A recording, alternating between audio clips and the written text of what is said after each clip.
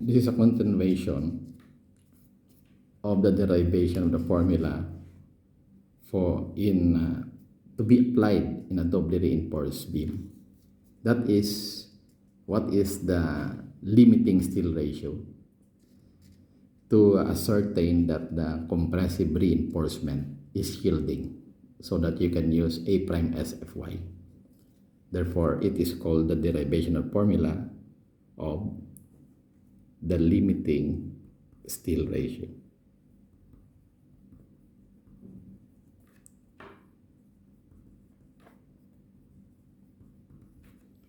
Therefore, the limiting steel ratio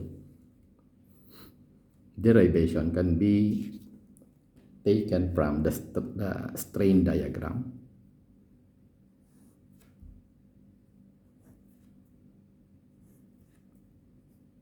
Therefore, it is said to be here that this is EU, and the compressive reinforcement here is epsilon prime S. Therefore, the same here for the tensile reinforcement should be greater than the yield strain, which is Fy over Es. Therefore, we will get this height to be D prime because this is the cover, and the distance from the neutral axis to the extreme compressive stress section or fiber of the compressive concrete is C minus D prime, or C, I mean C, and here is D minus C. Okay, this one is C only. Okay, therefore C minus D prime is here. Okay, because from neutral axis this is C, this is D prime, this is C minus D prime, and if this one is D, therefore this distance is D minus C. Okay, now by taking the ratio and proportion between this triangle, okay, EU is to C from this C and EU and C, and here from the small triangle, okay, I will transfer it here. Therefore, this small triangle is the difference between EU minus E prime S, or it can be written as if it is yielding EU minus EY. Then the height of this is D prime.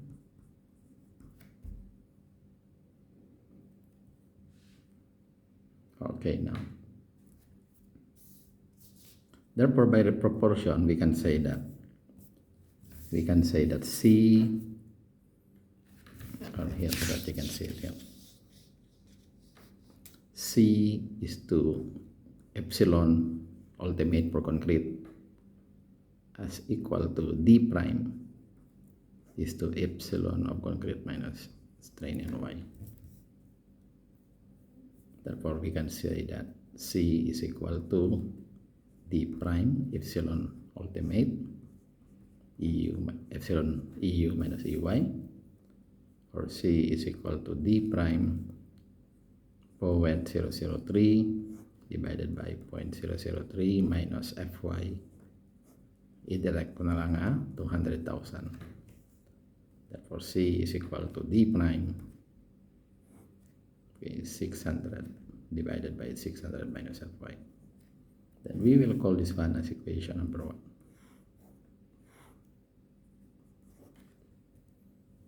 Okay, therefore, going back to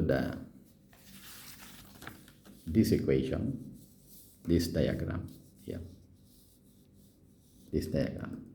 Therefore, we say that T is equal to summation forces horizontal C sub C plus C prime S. Okay, it is taken here from the doubly reinforced stress diagram.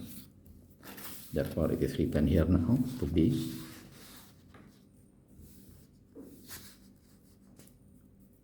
C, or T is equal to C sub C plus C prime S.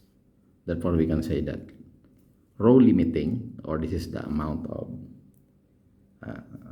still ratio for the compressive reinforcement to yield, times BD times Fy, or this one is AS limiting, is equal to 0.85 F prime CAB, still in the compressive diagram, compressive concrete, okay, plus A prime S Fy, or this can be written as rho BD Fy.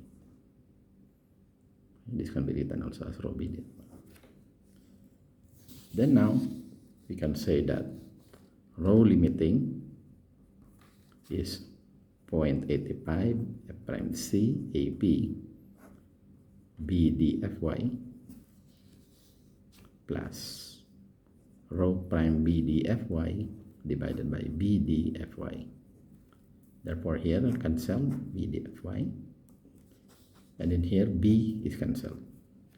Therefore, we can say that rho limiting is 0.85 F prime C over Fy, but A is understood to be beta sub 1 times C plus rho prime. Therefore, we can say that the limiting is equal to 0.85 beta sub 1 F prime C times Fy. Then C is equal to this value. We substitute this one, D prime 600 divided by 600 minus Fy. Therefore, we can say that times D prime,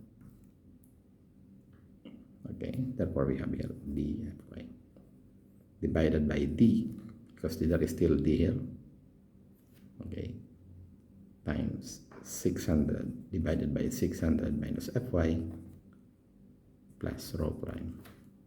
Therefore, this is now the amount of tensile reinforcement, okay, that will not be decreased or will not be below from this amount, so that to meet the requirement of AS2 is equal to A prime S, or we can say that F prime S is greater than Fy for the compressive reinforcement to yield, and you can use Fy. But if it is not, meaning that there is a excessive amount of compressive reinforcement for the reason that it is not yielding. Therefore, for the maximum moment, what we will do is just simply take the moment individually here. Okay, this is already a textbook, no? Where you can say that for T1, then you can say here AS1 times Fy times P times the moment arm of D minus A over 2, while for T2 it is D minus D prime. Okay, you can see that already in the textbook. Okay, but what is important here is the understanding of the maximum steel ratio, which can be derived from the balance steel ratio, considering the steel ratio of the compressive reinforcement, and the limiting steel ratio. Okay, the limiting steel ratio, which is the amount of steel reinforcement should not be less than this amount to ensure that the compressive reinforcement is shielding. That's all. Thank you. Maybe if I will have time, I will be calculating the derivation of formulas for T-beams and irregular section. Thank you very much and good day.